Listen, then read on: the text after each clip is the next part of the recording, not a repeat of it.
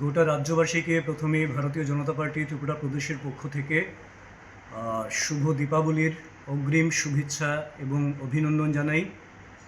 দীপাবলির আলোতে সবার জীবন আলোকিত হবে এবং খুব সুশৃঙ্খলভাবে এই দীপাবলি উৎসব অন্যান্য বারের মতোই সকল পুণ্যার্থীদের একটা মিলন ক্ষেত্র হয়ে দাঁড়াবে, সেটা আমরা নিশ্চিতভাবে বিশ্বাস করতে পারি।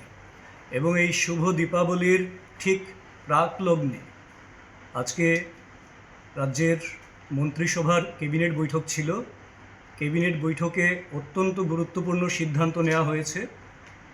তো যার মধ্যে প্রথমেই যেটা বলা দরকার, দীর্ঘদিন ধরেই আপনারা বিভিন্ন মিডিয়ায় আলোচনা ছিল যে রাজ্যের সরকারি বা সরকার অধিগৃহীত যে সমস্ত সংস্থাগুলি রয়েছে তাদের ডিএ ডিআর প্রদানের বিষয়ে।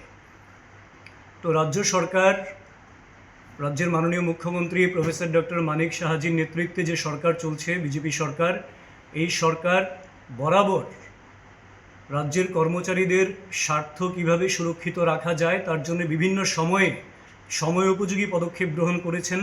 এবং আজকেও ক্যাবিনেট বৈঠকে রাজ্যে সিদ্ধান্ত হয়েছে, রাজ্য সরকার সিদ্ধান্ত নিয়েছেন শিক্ষক কর্মচারী তাদের জন্যে 5% ডিএ ডিআর ঘোষণা করেছেন, 5% মহার্ঘ ভাতা রাজ্য সরকার ঘোষণা করেছেন।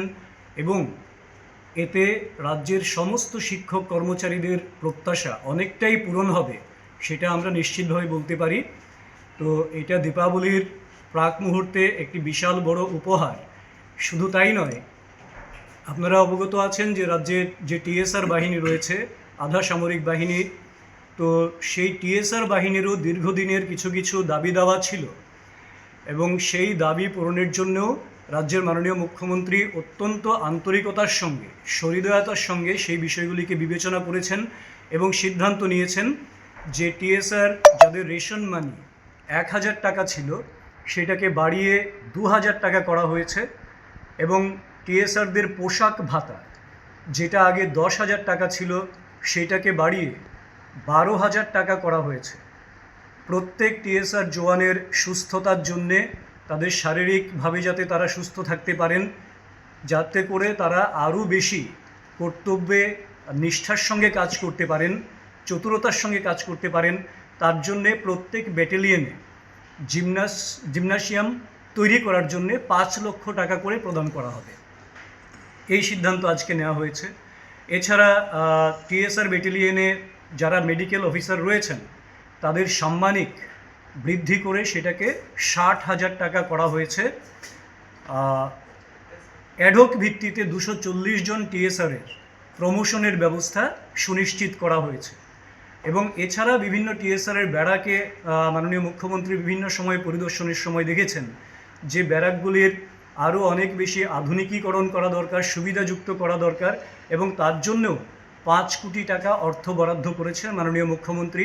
কাজেই একদিকে যেমন আমাদের গর্বের টিএসআর বাহিনীর দীর্ঘদিনের প্রতীক্ষিত দাবি পূরণ করা, সেই সঙ্গে আমাদের রাজ্যের সমস্ত শিক্ষক কর্মচারী যারা রয়েছেন তাদেরকে এই প্রাক দীপাবলিতে 5% মহার্ঘ ভাতা প্রদান করার যে সিদ্ধান্ত নিয়েছেন, এটা সময় উপযোগী বলিষ্ঠ সিদ্ধান্ত।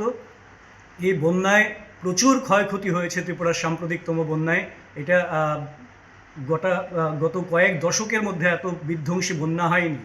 তারপরেও সমস্ত আর্থিক প্রতিকূলতার ঊর্ধ্বে উঠে সরকার এই যে সিদ্ধান্ত নিয়েছেন, আমরা ভারতীয় জনতা পার্টি ত্রিপুরা প্রদেশের পক্ষ থেকে রাজ্যের মাননীয় মুখ্যমন্ত্রী প্রফেসর ডক্টর মানিক সাহা মহোদয় সহ ক্যাবিনেটের সকল সদস্যদের আমরা ভারতীয় জনতা পার্টি ত্রিপুরা প্রদেশের পক্ষ থেকে আন্তরিক শুভেচ্ছা জানাই, অভিনন্দন জানাই এবং কৃতজ্ঞতা জানাই।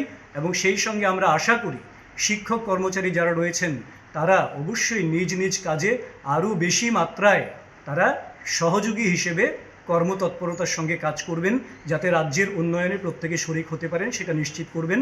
সবাইকে আমরা আবারও শুভ দীপাবলির অনেক শুভকামনা জানাই।